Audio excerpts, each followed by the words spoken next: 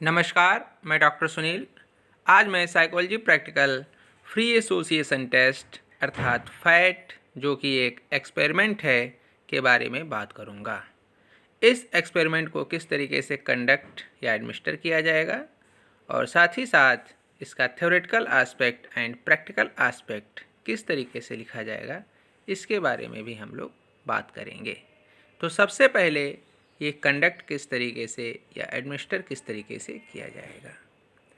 इसमें देखिए, ये फैट या फ्री एसोसिएशन टेस्ट की एक लिस्ट है जिसको कि कैंट रोजनेफ ने बनाया है और ये हिंदी मीडियम और इंग्लिश मीडियम दोनों में है। ये आपका इंग्लिश मीडियम का फॉर्मेट है। इसमें 100 वर्ड्स हैं। सबसे ऊपर देखिए, इसमें नेम सब्जेक्ट का, जिस सब्जेक्ट के ऊपर ये आप सीट या ये लिस्ट एडमिनिस्टर करेंगे उसका नाम, उसका एज, उसकी क्लास, डेट, प्लेस, टाइम सारा आपको लिखना होगा। यहाँ पर प्राइमरी लॉज लिखे गए हैं। इन लॉज को आप बाद में लिखेंगे जब आप लॉज निकल जाएगा, उसके बाद आप यहाँ पर उनका समरी रूप में लिख देंगे। और इसमें वर्ड्स किस तरीके से दिए गए हैं और किस तरीके से करना है, इस चीज़ को देख लीजिए। कुछ हमने एग्जाम्पल के रूप में दिया है, पूरा नहीं दिया है क्योंकि सारे लिस्ट ओपन करना ठीक नहीं है। इसमें देखिए, ये फ्री एसोसिएशन टेस्ट है। इसमें देखिए, पहला वर्ड दिया है वाटर, नाइफ। इस तरीके से जो वर्ड्स दिए गए हैं, इस वर्ड्स को आप बोलेंगे। स्टूडेंट्स को पहले आप ये वर्ड्स नहीं दिखाएंगे, आप वर्ड्स बोलेंगे और इसके वर्ड्स को सुनने के बाद उसके दिमाग में या सब्जेक्ट के दिमाग में कौन सा वर्ड आ रहा है वो आपको बता देगा। हो सकता है आप वाटर कहें तो पानी भी कह सकता है, या कुछ जो भी उसके दिमाग में, ग्लास कह सकता है। जो भी चीज़ आएगा वो यहाँ पर वो बताएगा आपको, आप यहाँ पर लिख देंगे। फिर इस वर्ड को बोलने के बाद उसने जो रिस्पॉन्स दिया उसमें कितना टाइम लगा वो आप यहाँ पर लिख देंगे स्टॉप वॉच की सहायता से। और फिर आप ये पूछेंगे कि वाटर के बाद उसने ग्लास, पानी या जो भी चीज़ बोला वो क्यों बोला, मतलब उसके दिमाग में क्या चीज़ आई जिसकी वजह से उसने ये चीज़ बोली। तो हो सकता है कि वाटर के लिए अगर उसने गिलास कहा तो कहेगा कि वाटर हम गिलास से पीते हैं इसलिए हमने गिलास बोल दिया, या वाटर का मीनिंग पानी होता है इसलिए हमने पानी बोल दिया या जल बोल दिया।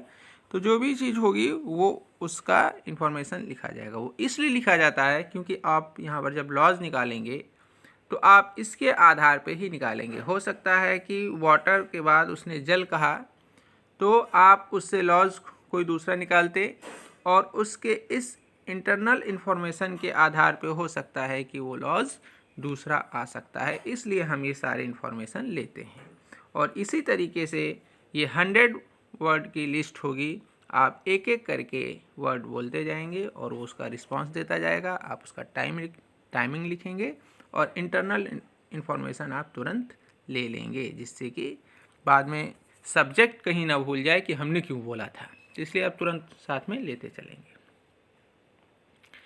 अब इसी तरीके से आपको पूरा करना होगा। बाद में जब ये हो जाएगा तब आप उसके आधार पे लॉज निकाल लेंगे और जो हमने अभी आपको पहले फर्स्ट पेज दिखाया था समरी के रूप में, वो लॉज यहाँ पर फिर आप लिख देंगे कि कौन कौन से लॉज आए हैं। लॉज निकालने का तरीका आपको मालूम है कि अगर समीपता का नियम, मालूम क्या मतलब, आप समीपता का नियम कब लगाएंगे, जब वो आसपास की चीज़ हो। जैसे कुर्सी के साथ मेज कह दिया गया तो समीपता का नियम आ जाएगा। कुर्सी के साथ अगर उसकी उसी तरीके का हो जाएगा तो वो समानता का नियम हो जाएगा। तो इस तरीके से अगर विषमता का नियम, यानी कि अगर उसने जो चीज़ बोला बिल्कुल उसका अपोजिट आ गया तो वो विषमता का नियम हो जाएगा। इसी तरीके से इसका देखिए हिंदी वर्ज़न है। हिंदी वर्ज़न में भी सेम वही चीज़ दी गई है और इसमें हिंदी में वर्ड्स दिए गए हैं। तो इसमें आप हिंदी के वर्ड्स बोलेंगे और वो प्रतिक्रिया सब, समय कितना लग रहा है, अंतर सूचना और नियम। तो इस तरीके से आपको ये चीज़ कंडक्ट करनी है। और इसके साथ ही साथ अब आप इसको किस तरीके से लिखेंगे वो हम आपको बता दें। हाँ, ये चीज़ और ध्यान रखिएगा कि जैसे ही ये चीज़ कंप्लीट हो जाए, यानी कि आपने 100 वर्ड की लिस्ट को एक एक करके आपने उसकी प्रतिक्रिया ले ली, प्रतिक्रिया काल लिख ली, या समय कितना लगा वो लिख लिया आपने। उसके बाद अंतर सूचना लिख ली। और ये सीट लेने के बाद आप सब्जेक्ट से, अपने विषयी से कहेंगे कि आपने जो अनुभव किया वो एक कागज़ पर लिखकर हमें दे दीजिए, या आप एक इंट्रोस्पेक्शन रिपोर्ट के लिए कागज़ उसे दे दीजिए। वो अपना अनुभव आपको लिख के दे देगा और आप फिर उससे वो सीट ले लीजिए और कह दीजिएगा कि इसके नीचे साइन कर दे। ठीक है, वो उसकी हैंडराइटिंग में होगा, जिससे ये रहेगा कि उसने अपना अनुभव लिखा है। और ये काम तुरंत आपको करना होगा, ये नहीं कि आपने करवा लिया और 1 घंटे बाद 2 घंटे बाद कह रहे हैं। आपने जैसे ये काम कंप्लीट करवाया, यानी कि 100 वर्ड या जो 100 शब्द की सूची थी, आपने उसकी प्रतिक्रिया ली, सारे काम करवाए और तुरंत आपने उससे इंट्रोस्पेक्शन रिपोर्ट ले लिया। अब कैसे लिखा जाएगा ये फाइल, इसकी थ्योरेटिकल एस्पेक्ट और प्रैक्टिकल एस्पेक्ट ये देख लेते हैं हम लोग। देखिए, ये पहले थ्योरेटिकल एस्पेक्ट लिखा जा रहा है इसका फ्री एसोसिएशन टेस्ट का। याद रखिएगा, फ्री एसोसिएशन टेस्ट में जो हम लोग वर्ड लिस्ट यूज़ करते हैं वो केंट रोजनेफ की लिस्ट होती है। इसमें एसोसिएशन के बारे में बताया गया है, फिर ब्रीफ हिस्ट्री ऑफ एसोसिएशन इसके बारे में बताया गया है, फिर क्लासिफिकेशन ऑफ एसोसिएशन, इसमें एसोसिएशन 2 तरीके की, फ्री एसोसिएशन और कंट्रोल्ड एसोसिएशन। तो हम लोग फ्री एसोसिएशन जो अभी कर रहे हैं वो फ्री एसोसिएशन है। और कंट्रोल्ड में समझ लीजिए इसमें क्या है, फ्री एसोसिएशन में जिसमें सब्जेक्ट कोई भी ऑप्शन देने के लिए या कोई भी प्रतिक्रिया देने के लिए स्वतंत्र होता है, उसके ऊपर कोई बाउंडेशन नहीं होती है। कंट्रोल्ड में क्या होता है कि उसके साथ जो पेयर वर्ड होता है वही उस बोलने के लिए बाध्य होता है, दूसरा वर्ड वो नहीं बोल सकता है। तो इसमें हम लोग ने जो 100 लिस्ट ली है, इसमें अगर चाकू की जगह वो हथौड़ा बोल दे तो चलेगा, लेकिन जो कंट्रोल होता है उसके साथ जो दूसरा वर्ड होता है वही उसे बोलना होगा। तो ये चीज़ इसमें पूरी समझाई गई कि फ्री एसोसिएशन क्या है। फिर इसके बाद से वर्ड लिस्ट मेथड क्या है, फिर उसके बारे में पूरा कॉन्टिन्यूस फ्री एसोसिएशन क्या है, ये सारी चीज़ बताई गई हैं इसमें। फिर कंट्रोल्ड एसोसिएशन ये देखिए, फिर पार्शली कंट्रोल्ड मेथड, फिर टोटली कंट्रोल्ड मेथड एसोसिएशन, ये सारी चीज़ें इसमें बताई गई हैं थ्योरेटिकल एस्पेक्ट में। फिर इसके बाद से लॉज ऑफ एसोसिएशन, इसमें देखिए प्राइमरी लॉज कौन कौन से हैं, law of similarity, law of contiguity, law of contrast. Law of similarity मतलब समानता का नियम, समीपता का नियम, लॉ ऑफ कॉन्टिग्यूटी समीपता का नियम, और लॉ ऑफ कंट्रास्ट विषमता का नियम। फिर उसके बाद से सेकेंडरी लॉज कौन कौन से हैं, रूल ऑफ या law of priority, rule of innovation, law of repetition, law of individual difference, law of absolute, law of sentiments. ये आपको सेकेंडरी लॉज हैं। फिर जो प्राइमरी लॉज हैं उसके बारे में विस्तार से बताया गया है कि सिमिलरिटी लॉज क्या है, कॉन्टिग्यूटी क्या है, फिर कंट्रास्ट, लॉ ऑफ कंट्रास्ट क्या है, फिर सेकेंडरी लॉज के बारे में एक एक चीज़ बताई गई है, law of recency, law of reality, फिर law of frequency, law of vividness, फिर लॉ ऑफ इंडिविजुअल डिफरेंसेस, फिर लॉ ऑफ इमोशनल डिफरेंस। ये सारी चीज़ें आपको इसमें बताई गई। तो ये आपको थ्योरेटिकल एस्पेक्ट में सब कुछ बताना होगा। फिर ये है एसोसिएशन रिएक्टिव टाइम ATR, फिर उसके बाद से factors affecting associative reacting time, कौन कौन से फैक्टर प्रभावित करते हैं। तो टाइप ऑफ स्टिमुलस, जो आपने 100 वर्ड लिया है वो टाइप ऑफ स्टिमुलस या वो स्टिमुलस वर्ड है, उसके बोलने के बाद आप क्या बोल रहे हैं, या सॉरी आप जो स्टिमुलस वर्ड बोलेंगे उसके बाद सब्जेक्ट कौन सा वर्ड बोल रहा है। तो आपने उससे कोई स्टिमुलस या स्टिमुलस वर्ड दिया है, वो इसमें टाइप किस तरीके का वर्ड बोल रहे हैं वो इसके ऊपर प्रभावित करता है। फिर है सिलेक्शन ऑफ एक्सपेरिमेंट, फिर उसके बाद है एज एंड जेंडर, फिर उसके बाद से आएगा डिस्टर्बेंस और फिर आएगा लैक ऑफ रिस्पॉन्स। तो ये आपका थ्योरेटिकल आस्पेक्ट है। इसमें थ्योरेटिकल आस्पेक्ट में अगर आपको लग रहा है कि फ्री एसोसिएशन टेस्ट या एसोसिएशन से रिलेटेड और भी चीज़ें हम इसमें इंक्लूड कर सकते हैं, तो आप इंक्लूड कर सकते हैं, क्योंकि जब आप एक्सपेरिमेंट करने जा रहे हैं तो आपको उससे रिलेटेड हर चीज़ पता होनी चाहिए। तो आपने इसमें लिखा है जब आप एक्सपेरिमेंट करेंगे तो इससे आपको इसमें काफ़ी हेल्प मिलेगी। अब हम लोग आते हैं प्रैक्टिकल एस्पेक्ट की तरफ। प्रैक्टिकल एस्पेक्ट में देखिए, सबसे पहले प्रैक्टिकल एस्पेक्ट, उसके बाद लिखा जाएगा name of the test. Name of the test क्या होगा? फ्री एसोसिएशन टेस्ट, और ब्रैकेट में आप चाहें तो यहाँ पर फैट लिख सकते हैं। और इसमें बिल्कुल भी कंफ्यूज होने की ज़रूरत नहीं है कि फ्री एसोसिएशन टेस्ट लिखा है तो हम इसे टेस्ट मान लें। ये टेस्ट नहीं, ये एक्सपेरिमेंट है। आपके सिलेबस में 3 टेस्ट और 3 एक्सपेरिमेंट हैं, तो ये एक एक्सपेरिमेंट है। फिर उसके बाद से आ जाएगा ऑब्जेक्टिव। किन ऑब्जेक्टिव के ऊपर ये आप एक्सपेरिमेंट करना चाहते हैं? तो पहला हो जाएगा to study primary laws of association, दूसरा to identify internal complex of subject, और तीसरा हो जाएगा to identify the characteristics of personality, और चौथा हो जाएगा to identify the effective factors of association. ये चारों ऑब्जेक्टिव के ऊपर आपको ये पूरा एक्सपेरिमेंट करना होगा।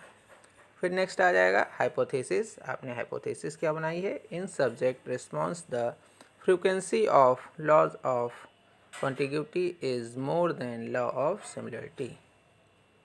फिर आ जाएगा मटेरियल रिक्वायर्ड। मटेरियल रिक्वायर्ड में आप बुकलेट ऑफ फाइट दिया है, आप यहाँ पर लिख सकते हैं 100 लिस्ट वर्ड ऑफ कैंट-रोजनेफ, और दूसरा हो जाएगा स्टॉप वॉच, तीसरा पेपर पेंसिल।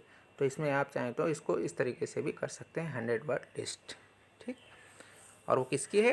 कैंट-रोजनेफ की आप यूज़ कर रहे हैं तो वो उसमें लिख दीजिए। फिर इसके बाद से आ जाएगा वेरिएबल्स। वेरिएबल्स में इंडिपेंडेंट वेरिएबल्स, डिपेंडेंट वेरिएबल्स, और इंडिपेंडेंट वेरिएबल्स में वर्ड्स ऑफ स्टिमुलस या स्टिमुलाई वर्ड, जो आप 100 वर्ड की लिस्ट उसके सामने रख रहे हैं, वो 100 वर्ड की लिस्ट हो जाएगी। और डिपेंडेंट वेरिएबल्स में रिस्पांस वर्ड, जो वो रिस्पांस दे रहा है, वो रिस्पांस या डिपेंडेंट वेरिएबल हो जाएगा। फिर उसके बाद से आएगा details of the subject. Details of the subject में जिस सब्जेक्ट के ऊपर काम कर रहे हैं आप, उसका नाम, अगर उसका नाम विजय है तो विजय, या सोहन है तो सोहन, जो भी नाम है वो लिख देंगे। फिर उसकी एज, फिर उसका जेंडर, फिर उसका एजुकेशनल क्वालिफिकेशन। ये हाई स्कूल लेवल का होता है तो हाई स्कूल लेवल का बच्चा हाई स्कूल का है, 9th का है, 8th का है, तो आप उसका क्वालिफिकेशन लिख देंगे किस क्लास का है। और फिजिकल एंड मेंटल हेल्थ में नॉर्मल, क्योंकि नॉर्मल चाइल्ड के ऊपर ही, नॉर्मल व्यक्ति के ऊपर ही आप ये प्रैक्टिकल कंडक्ट करेंगे। फिर उसके बाद से आएगा डिटेल्स ऑफ द एक्सपेरिमेंटर। फिर इसमें आ जाएगा नेम। आप इस एक्सपेरिमेंट को कर रहे हैं तो आपका नाम, आपका एज, आपका जेंडर, आपकी क्वालिफिकेशन, आप बीएड में हैं और आप कर रहे हैं तो आपका बीएड अपेयरिंग हो जाएगा। ये बीएलएड में भी है, तो अगर आप बीएलएड के थ्रू कर रहे हैं तो आप यहाँ पर लिख देंगे B.El.Ed appearing. Physical and mental health में नॉर्मल। फिर आप एक्सपेरिमेंट डिटेल्स, मैंने अर्थात इसमें किस दिन आपने किया, किस टाइम पे किया, कितना समय लगा और कहाँ किया। तो कहाँ किया, नेचुरल सी बात है कि आप साइकोलॉजी लैब में ही ये एक्सपेरिमेंट करेंगे। फिर उसके बाद से आ जाता है प्रिलिमिनरी प्रिपरेशन। इसमें आप कौन सी प्रारंभिक तैयारी कर रहे हैं, वो सारी चीज़ें आपको इसमें लिखनी है कि जिस लैब में आप ये एक्सपेरिमेंट कर रहे हैं वह एक्सपेरिमेंट शांत हो, हवादार हो, और उसमें लाइटिंग की व्यवस्था ठीक ढंग से हो। दूसरी बात है कि जिस सब्जेक्ट के ऊपर आप ये एक्सपेरिमेंट करने जा रहे हैं उसको प्रॉपर बैठने की व्यवस्था कर दें। तो ये सारी चीज़ें जो लिस्ट आप यूज़ करने जा रहे हैं उसमें भी देख लें कि कहीं कोई मिसप्रिंट नहीं हो, कोई वर्ड छूट ना गया हो। ये सारी चीज़ें आपको इसमें देखनी है, और वही चीज़ आपको प्राइमरी तैयारी में, प्रारंभिक या प्रिलिमिनरी प्रिपरेशन में आपको ये चीज़ लिख देनी है। फिर प्रिकॉशंस, आपने इस एक्सपेरिमेंट को करने के लिए कौन कौन से प्रिकॉशंस रखे वो सारी चीज़ें आपको इसमें लिखनी है, चाहे लाइट से रिलेटेड हो, चाहे वर्ड लिस्ट से रिलेटेड हो, चाहे आपने जो वर्ड्स बोले उससे रिलेटेड हो, चाहे टाइम नोट करने से रिलेटेड हो, वो सारी चीज़ें आपको इसमें प्रिकॉशंस में लिख देनी है, जिससे कि आपका एक्सपेरिमेंट ठीक ढंग से हो जाए। फिर आएगा इंस्ट्रक्शन। आप इस एक्सपेरिमेंट को करने के लिए सब्जेक्ट को क्या क्या निर्देश देंगे, कौन कौन से इंस्ट्रक्शंस देंगे, वो सारी चीज़ें आपको इसमें लिखनी है, या किस तरीके से आपने इंस्ट्रक्शन दिया कि आपका एक्सपेरिमेंट ठीक ढंग से हो गया, वो चीज़ें आपको लिखनी है। कि आपको एक वर्ड लिस्ट, हम आपको एक वर्ड बताएंगे, आपके दिमाग में जो भी वर्ड होगा आप वो हमें बताएंगे, और साथ ही साथ ये भी बताएंगे कि आपने वो वर्ड या वो शब्द हमें क्यों बताया। और इसमें आप पूरा निर्देश दे देंगे कि जब तक ये 100 वर्ड की लिस्ट कंप्लीट ना हो जाए तब तक आप इस प्रक्रिया को छोड़कर नहीं जाएंगे। आपको वो सारी चीज़ें बतानी हैं जिससे कि आपका कहीं कोई भी डिस्टरबेंस, आपके एक्सपेरिमेंट में रिजल्ट से रिलेटेड कोई प्रॉब्लम ना आए। फिर नेक्स्ट आ जाएगा प्रोसीजर। प्रोसीजर में अभी तक आपने 3-4 प्रैक्टिकल कर चुके हैं, तो आपको मालूम है कि किस तरीके से प्रोसीजर लिखा जाता है। स्टार्टिंग से लेके एंड तक किस तरीके से आपने काम किया, विषय के साथ किस तरीके से रेकॉर्ड इस्टेब्लिश करके आपने उसको बैठा के सारे वर्ड लिस्ट समझा के सारे काम करा के फिर उसको इंट्रोस्पेक्शन रिपोर्ट लिखा के उसको सहयोग के लिए थैंक्स कहा, ये सारी चीज़ें आपको, फिर लिस्ट किस तरीके से आपने उसके लॉज निकाले, वो सारी चीज़ें आपको इसमें प्रोसीजर में लिख देनी है। फिर उसके बाद से आ जाएगा इंट्रोस्पेक्शन रिपोर्ट। इंट्रोस्पेक्शन रिपोर्ट में आप वो चीज़ें लिखें। इंट्रोस्पेक्शन रिपोर्ट में जो सब्जेक्ट ने काम किया, जो उसका एक्सपीरियंस रहा, उसको हम एक कागज़ दे देंगे और उससे कहेंगे कि आपने जो अनुभव किया वो आप इस पर लिख दीजिए और उसके बाद नीचे अपने साइन कर दीजिए। तो यहाँ पर ये साइन करवाया गया है। फिर उसके बाद जो आपकी वो सीट है, वो सीट आप यहाँ पर लगा दीजिए। ये एक सीट मैंने लगा दी है। इसके अंदर वो सारे 100 वर्ड्स की लिस्ट है और उसमें वो प्रतिक्रियाएं हैं, वो सब कुछ इसमें दिया गया है। वो हम इसलिए डिस्क्लोज नहीं कर रहे हैं क्योंकि इस वर्ड लिस्ट को कोई सब्जेक्ट देख लेगा तो उसका रिज़ल्ट प्रभावित हो सकता है, इसलिए। और हम टाइम भी कम इसलिए देते हैं ताकि डेटा मैनिपुलेट ना हो जाए, तो हम उसको नहीं दिखा सकते हैं, लेकिन वो होगा उसी तरीके से जैसे मैंने स्टार्टिंग में आपको बताया था।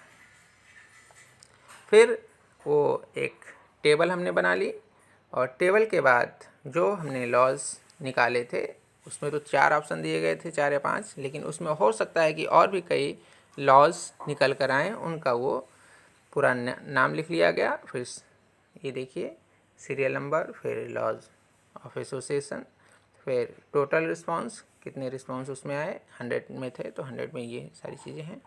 फिर टोटल रिस्पांस टाइम कितना आया और परसेंटेज उनकी क्या रही, ये पूरा चीज़ इसमें दे देना होगा। फिर कैलकुलेशन में एवरेज ऑफ ART यानी कि एवरेज रिएक्टिंग टाइम, और इसका फार्मूला है total time of response upon total number of response word. और ये जो टोटल टाइम लिया था और उसके बाद से जितने वर्ड्स आए, यहाँ पर 94 है, 100 का होता है, तो इसमें ऐसे कुछ नियम आ गए होंगे जो कि उसमें लिस्ट में नहीं थे, इसलिए उसने उसको अवॉइड कर दिया है। फिर उसके बाद से रिज़ल्ट में किस तरीके से कितना ATR आया है और इसका क्या मतलब है, एवरेज से ज़्यादा आया है कि एवरेज से कम आया है, या इसका जो एवरेज आया है टोटल 2 मिनट्स होते हैं तो 2 मिनट से ये कम आया है, तो ये किस तरीके की पर्सनालिटी होगी पूरा इसमें बता दिया गया है। फिर ये रिज़ल्ट है। फिर उसके बाद से उसका ग्राफ, जो नियम आए हैं उस नियम का ग्राफ बनाया गया है, उसको बार डायग्राम के द्वारा समझाने की कोशिश की गई है। ये जितने भी नियम आए हैं उनको बार डायग्राम के द्वारा समझाया गया है, स्केल यहाँ पर लिया गया है। इसको आप एक और डायग्राम जिसे पाई चार्ट कहते हैं, पाई चार्ट के द्वारा भी समझा सकते हैं। फिर इसके बाद से इंटरप्रेशन ऑफ रिज़ल्ट, जो रिज़ल्ट आया था आप उसका इंटरप्रेट करेंगे कि किस तरीके से कॉन्टिग्यूटी या सिमिलरिटी या कंट्रास्ट लॉज आए हैं, और उसके आधार पे हम या जो ART आया है उसके आधार पे हम कह सकते हैं कि सब्जेक्ट किस तरीके का है, या जो नियम आए हैं उस नियम के आधार पे हम उनकी टीचिंग किस तरीके से करा सकते हैं, या जो नियम आए हैं वो किस तरीके से नियम आए हैं और उनके आधार पे हम आगे क्या कर सकते हैं, उस तरीके से इसमें पूरा इंटरप्रिटेशन ऑफ रिज़ल्ट दिया गया है। ये पूरा इंटरप्रिटेशन ऑफ रिज़ल्ट दिया गया है कि कौन कौन से नियम इसमें आए हैं। फिर कंक्लूज़न में इसमें जो चीज़ें आपने एक्सपेरिमेंट में निकाला, रिज़ल्ट निकाला, और उसके आधार पे आप कंक्लूज़न निकालेंगे कि इसके आधार पे सब्जेक्ट किस तरीके का है, उसमें कौन से अधिक लॉज लगाए हैं, तो उसके हम क्या सुविधा या क्या उसको फैसिलिटीज़ दे सकते हैं, या उसकी टीचिंग के लिए हम क्या काम कर सकते हैं।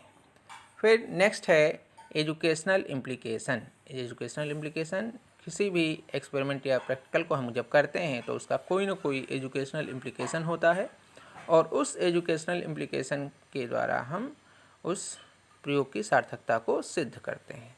तो यहाँ पर हम for teachers, for students and for parents के लिए है कि अगर सब्जेक्ट के बारे में हमें नॉलेज हो गई या हमें पता चल गया कि विषय किस तरीके का है, तो फिर हम उसके टीचर्स को या उसको खुद भी और उसके पेरेंट्स को सजेशन दे सकते हैं कि आप अपने बच्चे के बारे में इस चीज़ के लिए सुधार करिए, और अगर सुधार है तो उसमें और किस तरीके से और बढ़ा सकते हैं। और लास्ट में आएगा फिर आपका रेफरेंस, जो आपने इस एक्सपेरिमेंट को कंडक्ट किया है या जो थ्योरेटिकल एस्पेक्ट लिखा है उसमें आपने किस किस बुक की हेल्प ली है, वो पूरा आप यहाँ पर रेफरेंस रूप में लिख देंगे। तो मुझे उम्मीद है कि आपको ये एक्सपेरिमेंट समझ में आ गया होगा और आप इस एक्सपेरिमेंट को कर सकते हैं। इसमें कोई भी अगर समस्या आए तो आप अपने टीचर से पूछकर उस समस्या को सॉल्व कर सकते हैं। आपको एक आइडिया इससे मिल गया होगा। तो आज के लिए इतना ही। धन्यवाद।